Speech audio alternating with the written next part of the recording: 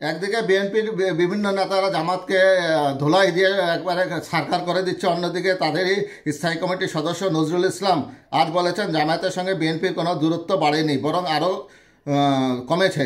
জামায়াতের সঙ্গে বিএনপির দূরত্ব বাড়েনি বলে জানিয়েছেন বিএনপির স্থায়ী কমিটির সদস্য নজরুল ইসলাম খান। হঠাৎ করে তাদের সুর আবার পাল্টে গেল। কয়েকদিন আগে আমরা দেখেছি মেজর হাফিজ জামায়াতকে যুদ্ধাপরাধী বলেছে, রিজভী তো জামায়াত ইসলামীকে কী বলেছে এটা জনগণ ভালোভাবেই জানে। শুক্রবার 10ই জানুয়ারি সকালে গুলশানে বিএনপি চেয়ারপারসনের কার্যালয়ে 12 দলীয় জোটের বৈঠক শেষে তিনি এসব কথা বলেন। সম্প্রতি জামায়াতের সঙ্গে বিএনপির দূরত্ব বাড়ছে বলে মনে করছেন অনেকে।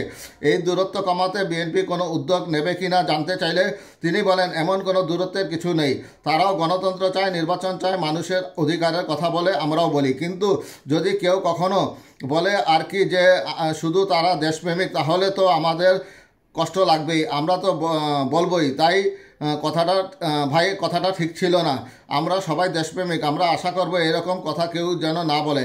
বিভিন্ন দল ও জোটের সঙ্গে বৈঠক করেছে বিএনপি। জামায়াতের সঙ্গে বৈঠকের কোনো সম্ভাবনা আছে কিনা জানতে চাইলে নজরুল ইসলাম খান বলেন, জামায়াতের সঙ্গে ফরমালি যুগপৎ আন্দোলনে আমরা ছিলাম না, জোটে ছিলাম আমরা, কিন্তু যুগপৎ আন্দোলনে আমাদের সব কর্মসূচি আর জামায়াতের সব কর্মসূচি একরকম ছিল না। তারা আন্দোলনে ছিলেন। আমরা আশা করব আগামী দিনে গণতন্ত্র পুনরুদ্ধারের আন্দোলনে সবাই আমরা থাকব, তারাও থাকবে।